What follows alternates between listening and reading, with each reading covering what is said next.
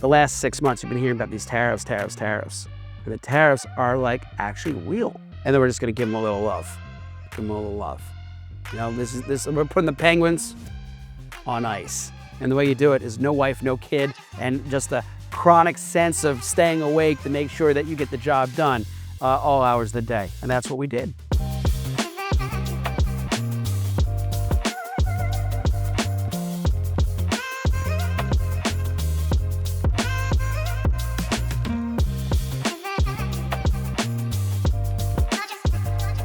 We have toys, cards, slime, little pop-up Minix figures.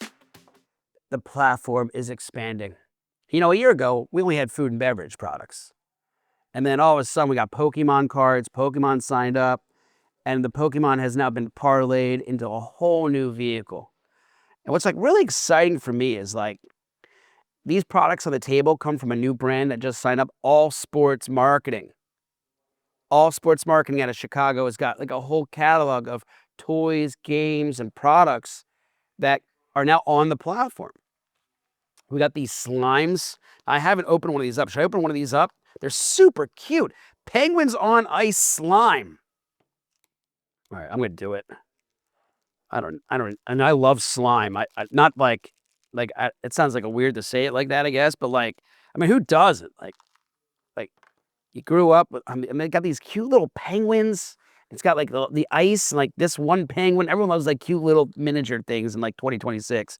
And then they got the slime, which, okay, let's see. Oh my God. Oh man, it smells great. Like, I don't know what perfume they put in the slime here, but it is great. It's like real slime. You can buy the slime now this is the icy slime, they called it. And I think you're supposed to mix the penguins and the ice into the slime. Should I mix it? Should I mix it?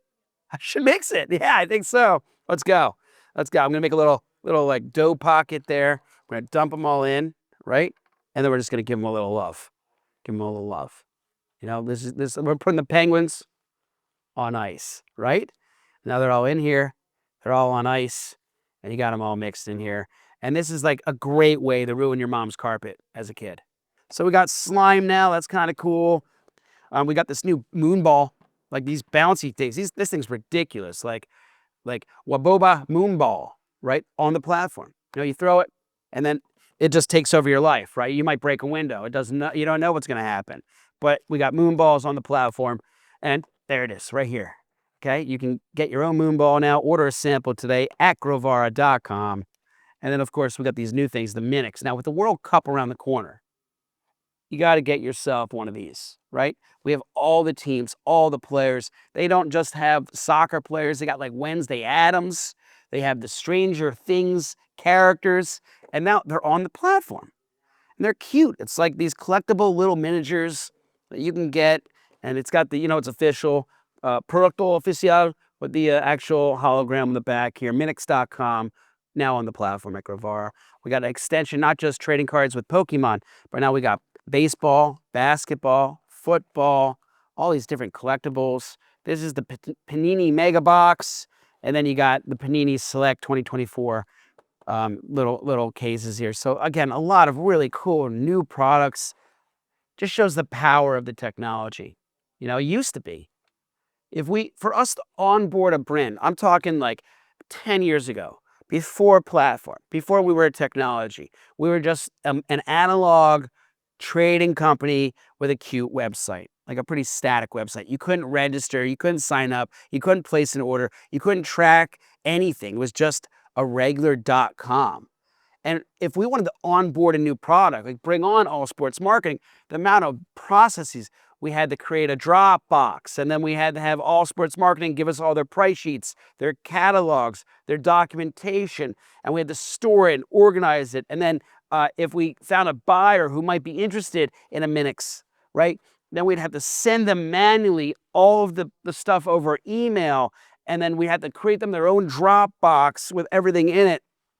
And if All Sports Marketing had a price increase, then we'd have to manually go through the Dropbox, edit the pricing, resend it to them on like a one-by-one, by deal basis.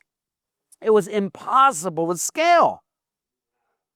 And so it didn't even make sense for us to have thousands of products like we have today, because that would take thousands of hours to manage all those products. And when you're just like starting a company from scratch, you don't have all the resources in the world, and you don't have a technology platform to help you manage your business. How do you do it? And the way you do it is no wife, no kid, and just a chronic sense of staying awake to make sure that you get the job done all hours of the day. And that's what we did.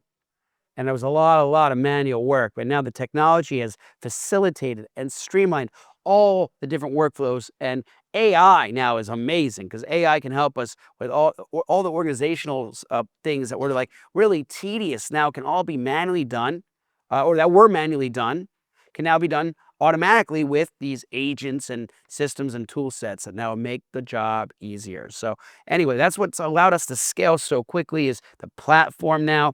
It's B3B.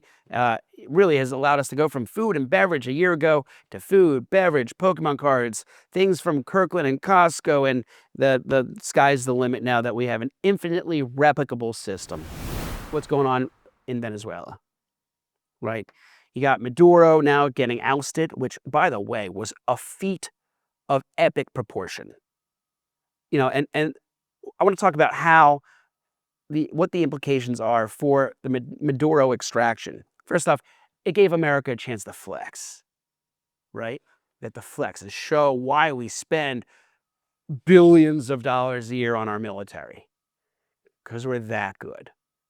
You think about government and incompetence and all these other things, and how like bureaucracy, but like at the end of the day, we got the job done, and we flexed and kind of showed to the world the power and the strength of our capabilities as a nation. And not only did we extract the president and wipe out like an entire force, but we did it without losing a single American soul.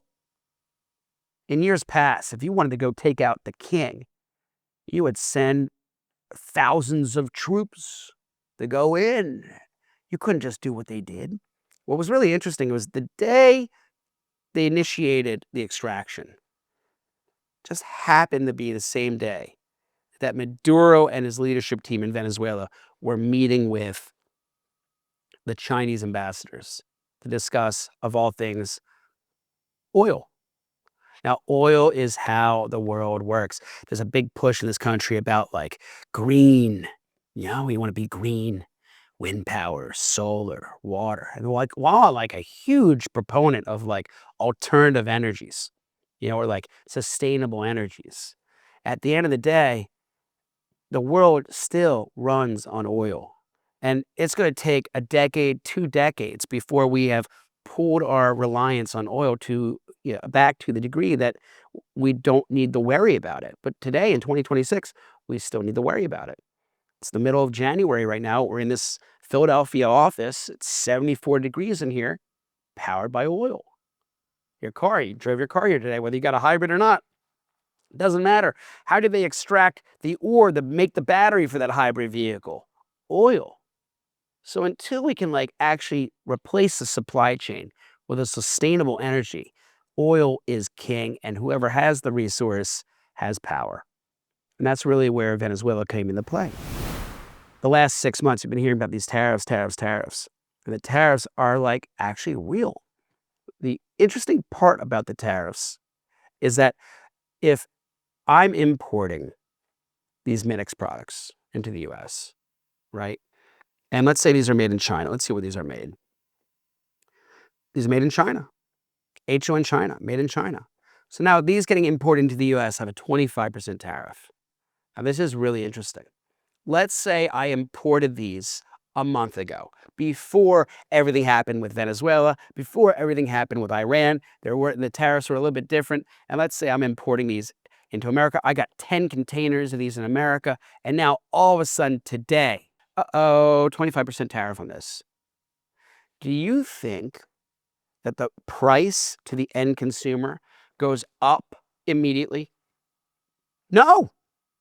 How could it?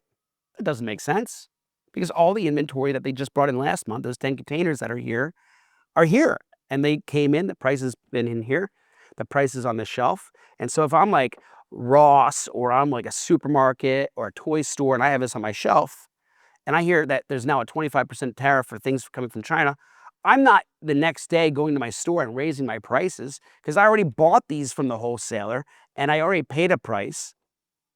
And it really takes about like 6 months to a year before you actually see the impact of the tariffs. Makes sense. Now, what's really interesting is like if I have a supermarket and I see, and I buy these now and there's no tariff, and then 6 months go by and I'm time to do a reorder, and I go to do a reorder, and now the product, they send me the price sheet 6 months later, and it's a 25% higher price. I'm gonna be like, what? No, I'm not paying a 25% more. Are you crazy? And who do you think gets hit with that price break or with that gets hindered? The wholesaler, right? The wholesaler is now like, oh man, I don't want to lose the business, but I also I can't sell him this at 25% higher because he's already got this on the shelf, and and the buyer, there are all these personalities in between, and these are real people talking to real people, and this guy, the wholesaler who brought it into the country, now is going to make less money. But now in that third order, 6 months later, when the retailer comes back and says, I want to buy it, he's like, look, I got to raise the price. It's up. And last time I lost some money on the last deal just to keep the relationship with you. And that's when the end consumer sees that price lift. So you can think of it like when you hear about a tariff getting imposed onto a product, it's happening not when you hear about it, but about 6 months to a year later. That's really when you start to feel it as an end consumer. So anyway, scaling all the way back, what's going to happen with this whole Maduro extraction thing? I think it's the best thing for the people in Venezuela. They seem pretty happy about it, right? You see people in the streets, and it's a forced regime change. You're going to see, American supremacy. It's kind of interesting that, our president went from being like, we're America first, and now we don't have to worry about foreign affairs. That's what the previous administration did. We're going to be America first. Now here he is extracting foreign leaders, right? But again, is it for America? Has the price of gas gone down? It has. Is it going to keep going down now? Is the price of heating this building going to go down? There's a lot of questions, a lot of things that are going to happen.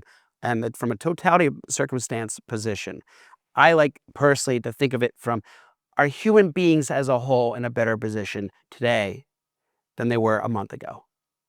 And a lot of oppression happens from these dictatorships.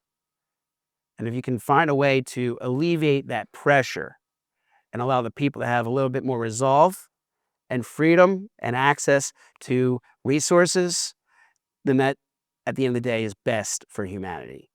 That's how I look at it.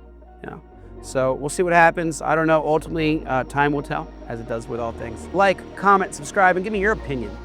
Maybe I missed something, but ultimately, if I'm Russia and I'm China and I'm the rest of the world, I'm looking at America right now like, damn, that was impressive.